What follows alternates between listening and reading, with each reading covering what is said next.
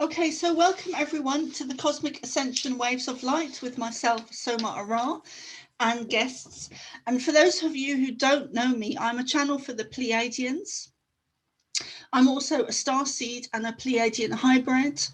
I am also a UFO abductee, contactee, and experiencer. I also work as a psychic medium and shamanic practitioner, amongst other things. And today's guest, we've got Dollie. I'm really excited to get to speak to her. But we have Dollie Eanna. Am I pronouncing that correctly? Eanna. Eanna. Yeah. Eanna. Okay. And I'm going to read out her bio as well. She is a host. She's got a wealth of experience. She's a host, a public speaker, an independent researcher, ancient civilizations theorist, astro anomalies, a public speaker, an author, director and film documentary producer, freelance, multiple subjects, global experiences. She's also a StarSeed, an indigo connection mentor. And I'm guessing, Dollie, that you are that you're an indigo, that you're a starseed, that you've had your own personal experiences, spiritual experiences, UFO experiences, those type of out there experiences. Is there anything you'd like to add to that bio? Yeah. So tell us about your there's a huge bio there, isn't there? Well, my background is pretty simple, really. I began from humble beginnings, from a working class background in the middle of England, and nothing very extraordinary or out of the ordinary. School education, didn't do very well at school. Well, did do very well at school, but not in what I wanted to do, let's say. I wasn't bothered so much. So I didn't do very well there. Didn't want to be there. And I've had phenomenal experiences all of my life since that's quite typical, isn't it, of the school? Birth, really. Yes. Most indigo kids and those of that vibration, the systems don't fit well. And we kind of think out of the box. We're out of the box thinkers, and we become bored very, very quickly. And I used to lose concentration or learn something very, very quickly, flood through it, fly through it, and then get bored. It was a little bit like that for me. So school was just a social factor, which was quite enjoyable. That part of it was excellent. So I left school at 17, and then I was in a program that was a government-led program for individuals like myself that were a little bit wayward and indigo kid, typical. I wanted my own thing, vibration. And I shared a house with others, and we were monitored, and my life's took very dramatic circumstances, let's say. They've always been experiences that have been very dramatic and had an impact and some significance. But I've had a lot of ET interaction and received a lot of knowledge and esoteric knowledge and wisdom and starseed knowledge, and being able to take glimpses into the Akashic records and being able to read auras and read vibrational frequencies. It's not just about reading auras, it's about reading vibrational frequencies and distinguishing them. And then we go on to whole quantum physics things. So I've had lots of downloads and interactions on different levels of awakening, you can say. So I've had them delivered to me at different stages throughout my life, I suppose. as to what I can handle them with and how I work with them. Okay. So And how yeah. how did you get into the work that you're doing now with the film producing and directing and things like that? Well, I've always been working in that field. I've always worked in the field of research or TV or something. I've always, you know. But how did you get into So it? directing, how did I get into it? Directing, you just do it. I can't explain. It's we all have these magical qualities, and I like to get out there and be boots on the ground and practice what I'm preaching. I like to experience it, which is why I started doing what I do, is because I couldn't figure out what was happening to me and why it was happening to me, because I'm not anybody special in this world that should get messages from other planets or should see ETs or be able to work with them and have all this knowledge that I've got. But it's obviously for a reason, as part of our ascension path and journey, which I'm finding out. So I decided to get into it and start filming everything that I do, and I just question everything and I just go direct to the source. So if I want to know something, I'll just go direct to the source. I find that way better. Yeah. It seems to be stirring since I met you was it about a month ago now? It seems to be stirring up a passion that I never knew was there, of wanting to actually learn and study how to film. So that's interesting to me, because I've never really had an interest in anything else other than the psychic and mediumship stuff and the Pleiadian stuff as well recently. You know, I say recently, the last 10 years. So that's interesting. I'm looking forward to seeing how that unfolds with me if I do go down that line, you know. But I'm really interested in talking to you and the information and that you have and your experiences. And do you have any, I've got loads of questions for you. Do you have any funny or strange experiences where you've been working with other people working in the same field that we are, where you film them and things have been happening? Have you had any, like? Just recently, I've just interviewed somebody just recently. You guys can go and check it out on my YouTube channel. But I interviewed an interesting guy called Michael Feely, who is a speaker and author on esoteric knowledge. He's spoken globally and wrote several books. He's very well known. And at the minute, yeah, he's doing some work with David Icke at the minute up there in Icke Studios up there, and got in contact with him and we hit it off like, we share the same accent, and that was okay, that was cool. And then we had a Skype call and it was, where are you from? And the next thing I know, we are brought up in the same street apart. Wow. So we've got the same knowledge, we've got the same contacts, we've never met until now. We're in the same field of work, had the same similar bizarre interactions with ET interactions, and just knowing knowledge and being able to tap into all our senses. As I say, I use all of my senses that I've got. So we shared this common interest, but that's a funny one.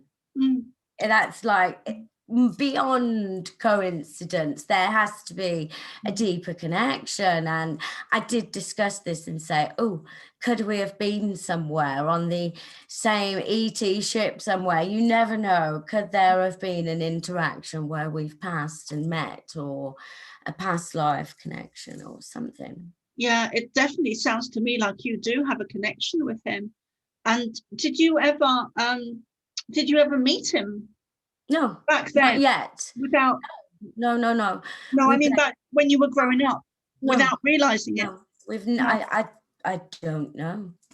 We've never met. As far as I know, we've never met.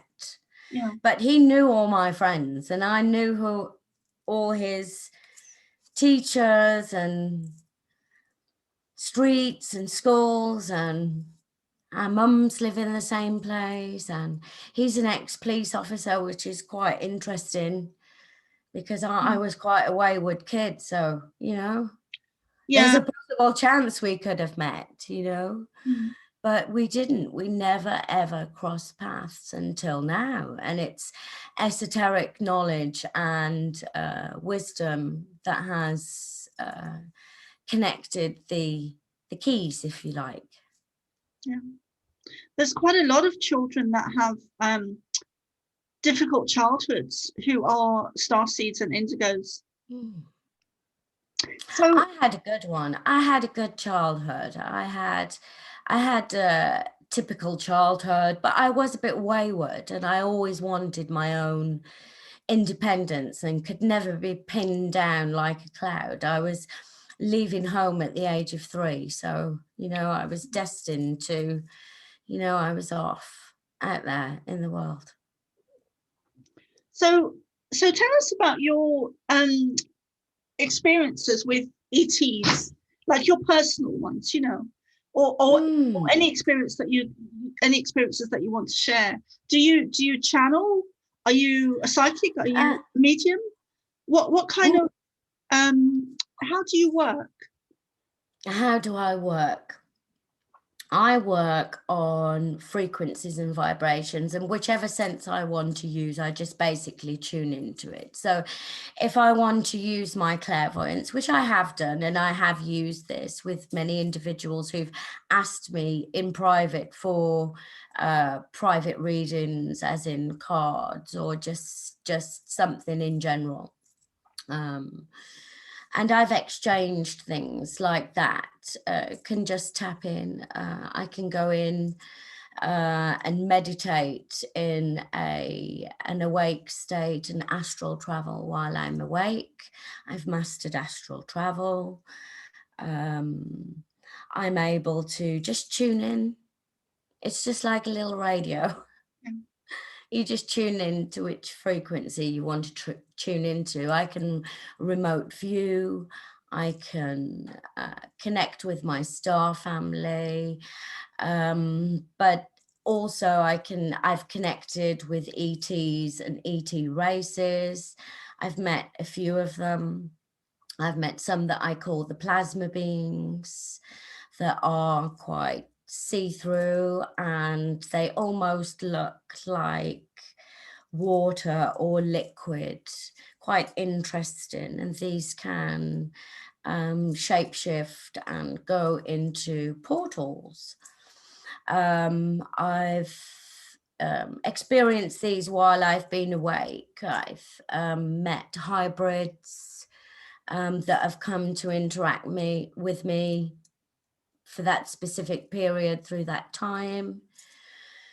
I've had beings turn up. It's yeah, I've had reality and dream state, and because I'm a big astral traveler and I can connect, I kind of work in the astral realms quite a lot. Okay. And so who is your star family? Oh, do you know? Nobody's ever asked me that. Yes. Do you know who they are, or is it something you're willing to share publicly yet? Well, I know that there's a Pleiadian connection. Okay. And I know that there is an Orion connection. Okay.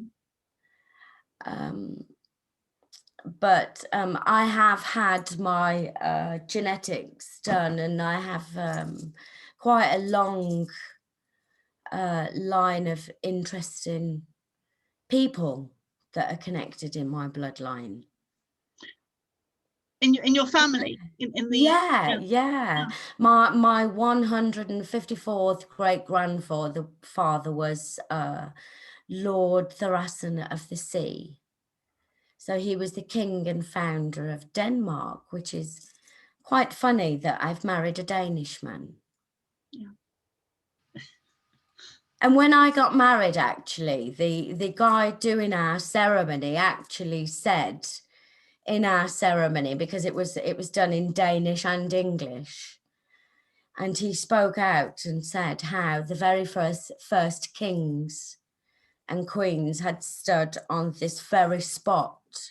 Wow. Where I was standing in a beautiful park. What was the name of the park? Selvalparken in Denmark, yes. Wow. A beautiful little estuary coming in. It was beautiful. And so do you feel like you've known your husband in a previous life, and you must have some previous lives with your family as well? Yes. Yes. It's a hard one. I feel like I know them all. Yeah. And I think we do. It's a hard one. We do know our family because we're so connected to them, not just psychically, but genetically. You know, we're genetically, yeah.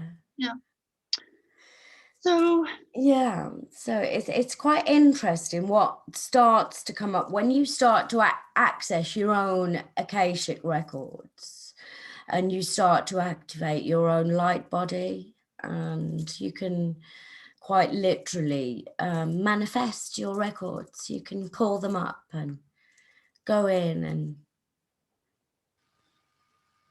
it depends how deep you want to go. And you do a lot of work on the astral. How did that start? Did you start as a child? Have you always? Yeah. Okay. I've always been in that world. For me, it's like living in two worlds. So at sleep times, when I would sleep, it's basically just like I'm working. So, and it's been like that all my life. So I've always looked forward to going to sleep because I know that I'm doing things. I'm many places doing things here, on planet, off planet, in other realms, and very much deep within the astral. Yeah, I had the same thing. I started to astral travel when I was a child. I don't know how old I was, but consciously, what I remember, I was around 7 or 8, and I'm sure I was doing it before that. But I would be above the estates where I grew up, and I'd be flying over the rooftops and everything. So that's one of my earliest memories. But and also very much like you as well, whenever I'm going through a difficult time in my life, or I've been through difficult times, I find that sleep space, that astral, a great place to go to, a great place to go and just be quiet and stillness and peace, and even healing as well sometimes. Very, yeah. So one question I have for you, Dollie, is where do you see yourself in? It's probably a bit of a strange question, but where do you see yourself in 10 years' time? What would you like to be doing? Do you want to be living in the UK still? Like, where do you want to be living? What do you want to be doing? Or is it, That is a hard question because I could be anywhere, and I see the whole globe as my home. So it doesn't matter where I am or what country I'm in. I know I'm going to be traveling in the US and doing a lot of work out there. And I've got a lot of work coming up in Spain and Greece and Egypt as well.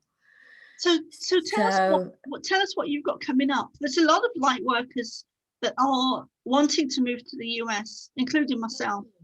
So I think that's very much to do with the energetics of what's going out there at the moment. I think when we do all move there en masse, there's going to be a wave of energy that hits America that will just light it up. I think I'll always live in England. I'm an English girl. I'm a typical Bridget Jones, you know? I'm a cosmic British Bridget Jones. I can't help it. And I'm definitely my tea and crumpets, you know? I've got my cup, always got my teacup.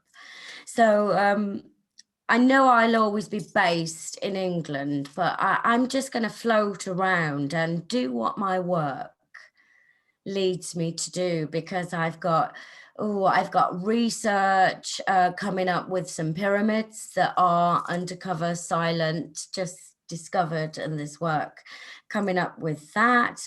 I'll just say that that's Peru. That's all I will say. That's a hint. So I've got work coming up in Egypt where I'm working with a mentor of mine, and we're doing some deep goddess energy work and some Stargate work and Ascension work. So that is going to be interesting. That's with Tracy Ash. And I also work alongside Billy Carson as well.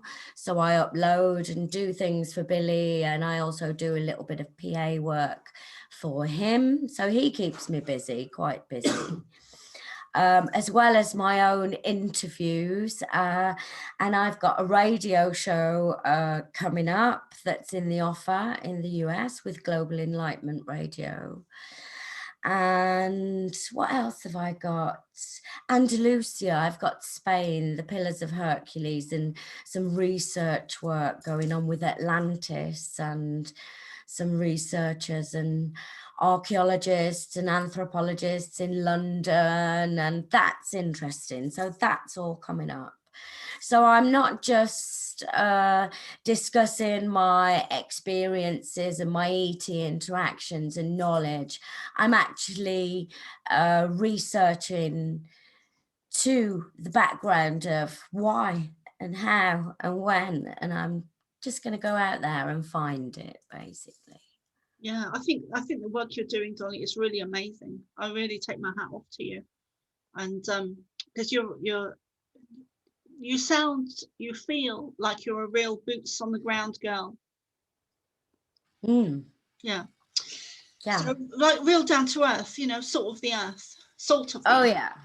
So I wanted to ask about, do you feel any connection to, have you had any experiences with Atlantis or Antarctica?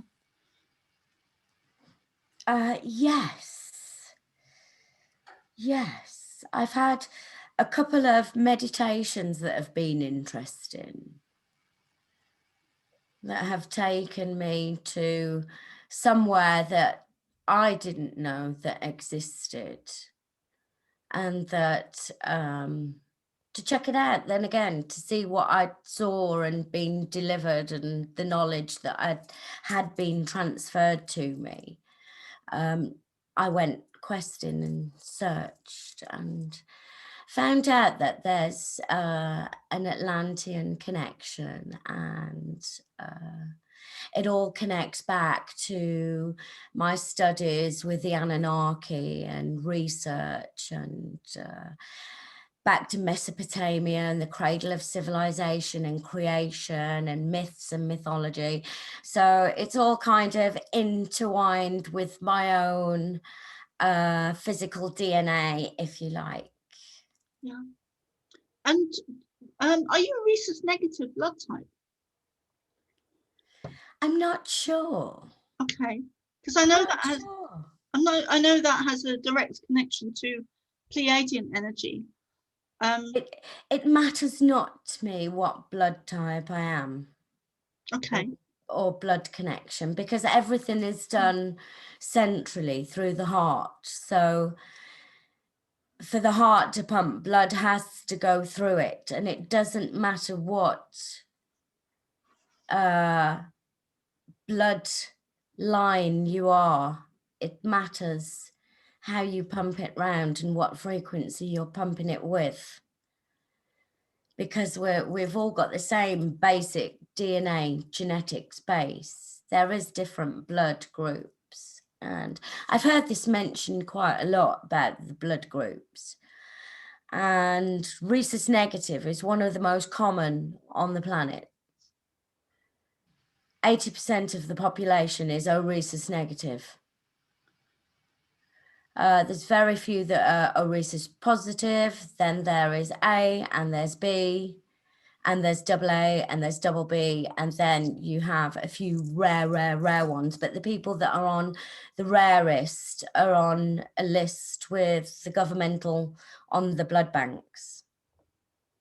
You can research that for yourself, viewers out there, but there is huge blood banks and a world blood bank and database, and you know, there I've heard all the conspiracies to it all, and I'm not interested in the conspiracies, but what I am interested in is saving human lives. And if there are blood banks out there for humans, I know people that have had blood transfusions that have saved their life, that have needed them, that, you know, so it's a different story when we need blood and a relative of ours needs blood. We call upon it. We need blood. So what conspiracies do you mean? Because I haven't really heard of any to do with blood, other than I do know that rhesus negative is Pleiadian connection. But this is the thing, we're all Pleiadian connection. We'll all feel it. It'll just interact at different levels through our ascension, through our lives. We're a collection. We're not just one fully Pleiadian or fully Arcturian or fully, if we were, we would have a totally different appearance. Our genetics were actually spliced with these DNA qualities and essences that were added to the mix, if you like. Part Arcturian, part Pleiadian, part Andromedan, part Syrian, part reptilian, Zeta, Draco, you know, they're all there, they're in there, in the mix. Yeah, there's not just one, and this is what we have to remember, and we are a collection of our ancestors right in the skin here that we're in now today to get here to this point. It's fascinating that we are so old when we think about it. Many people ask me, how old are you? And I'm like, oh, well, this old in this lifetime. But if you want to really go on it on a genetic codex level, we're possibly thousands and thousands and thousands, millions years old. We just don't know because we've been given amnesia and the timelines have been wiped somewhere along the line through different ET races that do want to take control cosmically of the astral planes and hijack the astral world and hijack the SSP world and the nets and the whole cosmic arena of what we're dancing in, you know? Yeah, it's so true. What I was shown is that the time of Atlantis, a large meteor hit the Earth and shifted the Earth off its axis, and negative ET energy came in and dumbed down, changed our DNA. So, and we're now in a reversal of that. So the Earth is shifting back onto her natural axis, and we are shifting back to our natural DNA, which is actually 13 strands, not 12. So, and we do, I call it coming from the outside in. We do come from different places in the universe, whether it's Pleiadian or Syrians or wherever it is, but we are also a mixture. We come from lots of different places. And like me, I feel a personal connection to, a very strong connection to the Pleiadian energy, but that's not to exclude other parts of myself, other parts of where I come from, because I know. And that's how cleverly they come through, because they will connect to that part that resonates with you the most. And if it's that Pleiadian frequency, they will come through to you all the time with as much as they can, because they want to come through to you. They want you to notice them. They try to grab our attention all the time. It's just whether we take notice. Yeah, I know. And so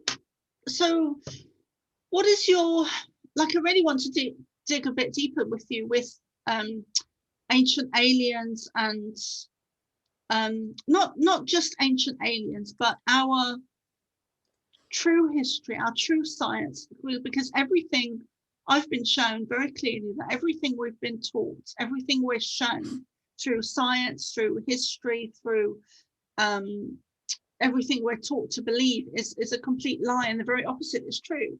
So we are not alone. We've never been alone. You know, there are sacred sites on the earth that are still undiscovered yet. And I do believe there is a large area of Antarctica that is, when the ice does melt, because it will melt, that there'll be sacred sites there as well that will be that will change normal people's minds, because they will be undisputable. You know, that they'll have to be acknowledged because of the sacred sites they are. I haven't had any visions as to what they are, but there are absolutely sacred sites there beneath the ice. So when that comes to light, I've been shown that's going to change our complete understanding of ourselves, of Mother Earth, of our history, of who we are, where we come from, for normal people, not just the likes of you and me, but for normal people, for Joe down the road, who doesn't believe anything, you know. So yeah, but your understanding, your view, your perception, your work of our true history and who we are and where we come from. Would you talk to that a bit, Dollie? Well, from my research and from my knowledge and from what I understand is that this earth has been occupied for billions of years, not just by mankind. And we've got that in one. We've had dinosaurs here before, so that speaks in itself. So that is just a brief little, it's already been occupied.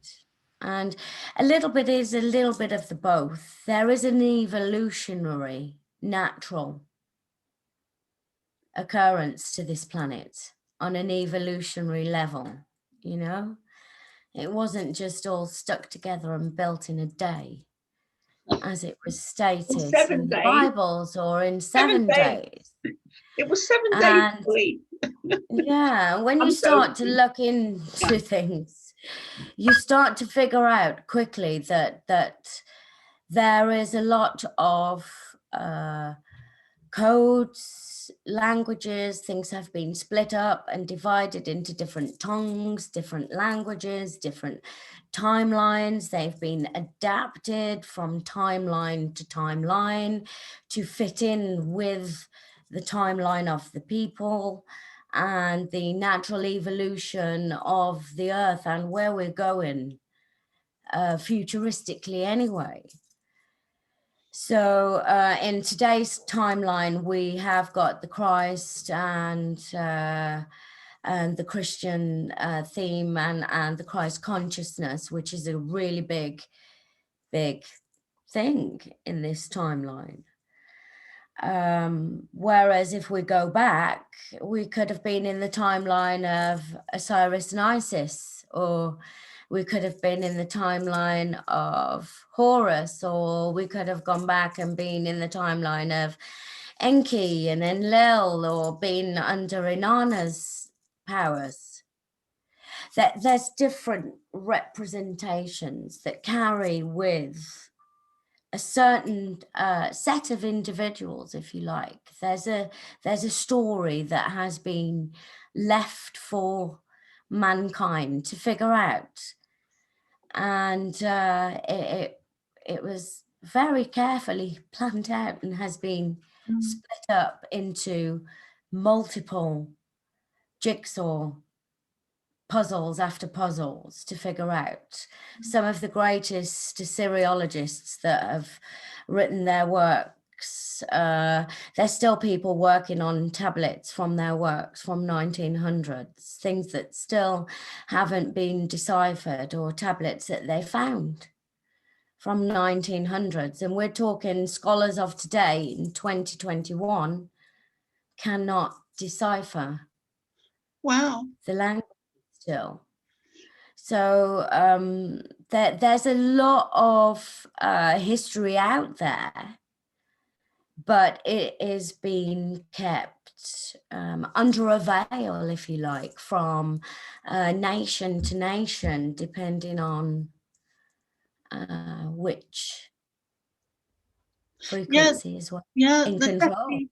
definitely a veil that's been placed around the earth that has given us amnesia. We've forgotten who we are, where we come from, why we're here, and then with our galactic connection, our ability to communicate with them has been lost to us. And I think that's coming back now with because this is an evolutionary leap forward for humanity. So that is naturally going to start to come back. And we're seeing that with, like there's been a wave of channelers over the last 10, 20, 30, 40, 50 years. You know, people like myself and others that are channeling. I don't know if you actually do channel, Dollie, but you know, but channelers do. Yeah, I'm able to tune in, but I only use it for my own purposes and you know, to find out things. Okay. So a lot of individuals, thousands and thousands, millions of people are channeling every day and receiving this information every day. It's just how they use it, and they'll put it into different areas. Yeah. Everything is channeled. Everything that we do is on a vibrational soul level, on a frequency level, on an astral level. We're working in duality completely all the time. So it's interesting how we can follow our ascension path and things can lead and open to other doors that will be in line with that frequency. Yeah, it's all about frequency, isn't it? Yeah, it's about where you channel that frequency. So as in channeling beings, I tend not to do that so much because there's so much other information that I want to channel and get access to. And we're just touching on Mars and going to other planets, and we've just put a rover on Mars. And as you know, I'm an astro anomaly hunter as well. So for me, that's really exciting because the reason why they've gone there is to look for ancient civilizations, ancient life. So that speaks in itself that they're looking for the wow factor out there. They're looking for something else to be out there. Well, and man's stretching out there into the cosmos. So, but do you believe that? I mean, my understanding of NASA is that they are not giving us the truth, are not showing us the truth. So whatever we're shown, they are miles, years ahead in advancement of what they show us. And there is a lot going on Mars that is, they wouldn't dream of telling us. No, because everything is shadow run, you see. And you have secret programs and things like that that are in place, and some have to be in place. Some of them have to be in place to protect us as a planet. It's no joke. We're a planet. When we sit and think out of it, we are a planet out there in the cosmos. It's a big place. We are very, very protected.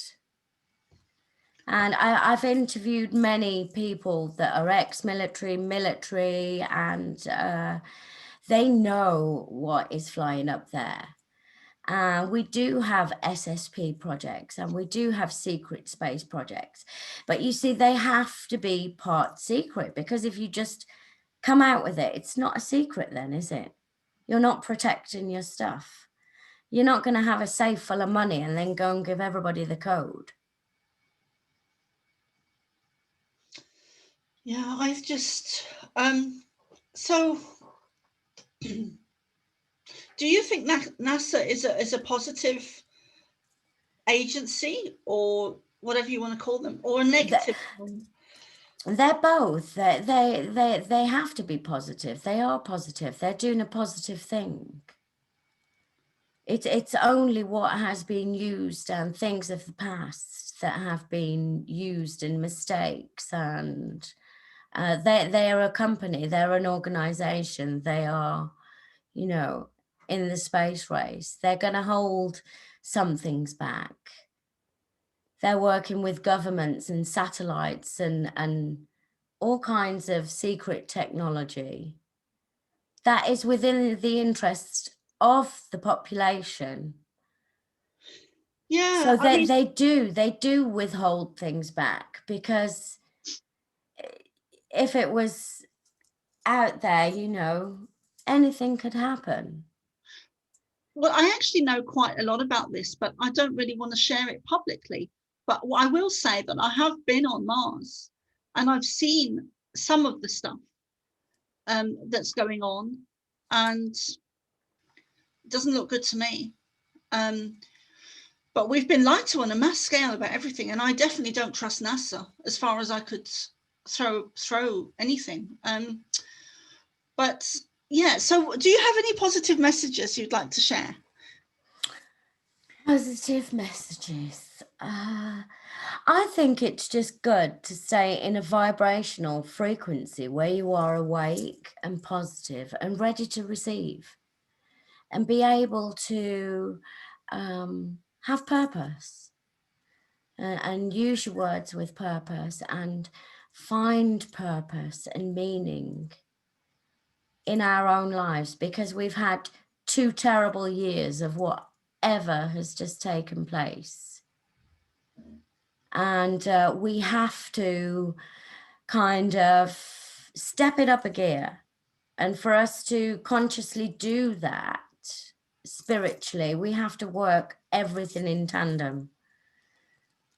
Mentally, physically, emotionally, spiritually, they all have to go hand in hand. So it's kind of trying to stop serving what doesn't serve you a purpose and concentrate on the things that do serve you a purpose, because it will manifest good things. And I'm a great believer in manifestation. As you know, I love manifestation and have been able to manifest And that's quite a lot. Yeah. what you've just said, Dolly. There were certain points where I thought, actually, that's really beautiful what you're saying about letting go of the old and stepping into the new and being positive, and regardless of what's going on outside. That's really beautiful what you were saying. It's when it comes down to everything, financial stress, we've got, you know, mortgages, we've got houses, we've got cars, we've got lives, we've got, you know, things thrown at us here, there, everywhere, disease, this, that. And it's just that we forget about the being in our being, and just being. Yeah, just being. And it doesn't matter about money, or, you know, or what we haven't got or what we have got.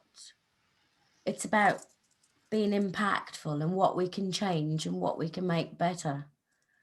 Yeah, that's really what it is about, isn't it? It's about, yes, being positive, stepping into our divinity and being true to ourselves. And it really doesn't matter what we have materially. and just moving forward and letting everything just be, you know. Yeah, it's really, really beautiful what you are saying, Dollie. So what kind of things do you have coming up over the next couple of years? Sorry, couple of months, year? Because you were talking about Peru and Egypt and. Yeah, well, I know as soon as the old big C is over that we've got Egypt and Spain.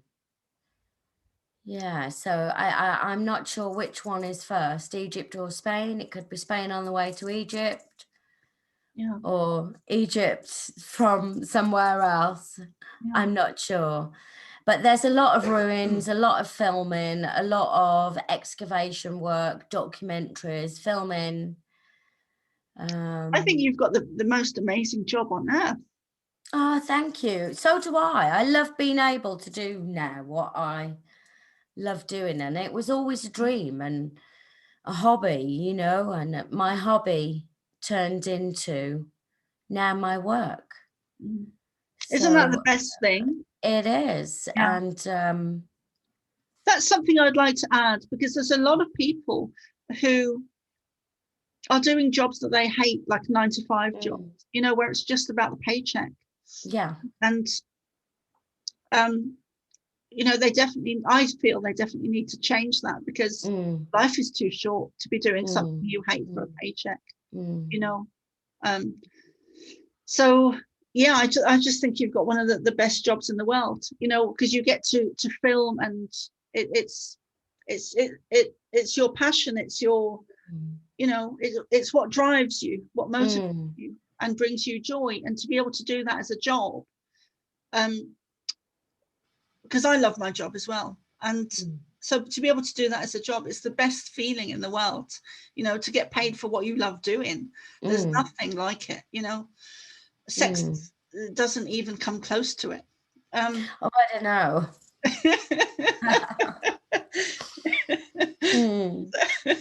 But yeah, you're right. It's good having a job that you love passionately, and that's part of why I do what I do. And yeah. So how can people find you? I've got a YouTube channel, and I also work here behind me. This is my link, spacelinktv.com. You can find me there, or you can find some of my stuff over at forbiddenknowledge.com, Forbidden Knowledge TV. And we have a website where I do a blog article, and on my YouTube channel I have guests weekly. So I'm posting about 3 times a week at the minute. It's very new, very brand new, because I've always worked for other people, as you know, as a mentor, and been with people such as Billy Carson. Yeah. And so it's great to be able to be doing my own little bit now. And is that going to increase? Yes. Yeah. Yes. Yeah. And do you have Facebook groups? I do. I own a group. We've got Anunnaki History. That's a big group. I'm a member of Ancient Astronaut Theorists. That's a big group. We've got Mars Moon Space TV. That's a big group. I've got my own group, which is Star Children. That's on my bio on Facebook. Yeah. Okay. I'm on Instagram. I'm on, everywhere. All the usual suspects. I'm global. Yeah. Yeah. With all the usual suspects. That's right. Yeah. Well, I'm looking forward to doing a lot more with you. And however that plays out, however that happens or unfolds, you know. So yeah. So until next time, I guess. Is there anything else you'd like to say or add or share? No, it's just always a pleasure to talk to you, because you're always so bright and bubbly and full of love. Oh, thank you, Dollie. It's been really great talking to you. I've really enjoyed it, and I look forward to doing more with you. Absolutely. We are going to meet up at some point. I know when there's a conference coming up. Yeah. Yeah. And yeah, are we going to be doing an event together? Is that? I think there was talk of an event as well. We did discuss that there was a possibility of an event happening somewhere with some Pleiadian stuff and channeling, and I think you were talking about a little bit of teaching and channeling. And yeah, that'd be great. I'd love to do that. I'm really starting to do more teaching and channeling and readings as well. So yeah, so it's great. Let's get this out there and let others be able to access these things for free for themselves. Yeah, we have these tools for free, and it's important to know that we have these tools and we can use them. Yeah. And I think Dollie, I think what we're doing is really important, because in my understanding, the reason that we are here as StarSeeds is to help shift the consciousness of humanity, which is what we're doing through our work, and the more people we can reach, the more we get to help, and it's not about being special, because I'm not special at all. We're all StarSeeds, every one of us. Yeah. Well, we're all StarSeeds. It's just who remembers. We're all StarSeed origin. It's just whether people remember or not. Exactly. Yeah. Some have amnesia, some don't. Yeah, exactly. And a friend of mine is still in the process of waking up, but and she's definitely a StarSeed. And I don't think she knows yet, and I haven't told her, but that's so beautiful to watch, because she's a really good friend, and it's beautiful to see how she's waking up slowly, because I've stopped trying to force people to wake up. They'll wake up. You can't force people. You can't force people to wake up, and we're on a huge awakening journey from the moment of birth. Yeah. So it's just how it comes and how it's delivered and how we learn, and which lesson we learn and which we don't, and what mistakes we make and how we deliver that frequency. Yeah. It's all in the consciousness keys in the old pineal gland. Yeah. Just have to open it and access it. Yeah. It's been a pleasure. Yeah, you too, Dollie. And I will see you soon. Thank you so much. My love to you, and thank you very much. Thank you so much. Thank you. Thank you so much. Bye.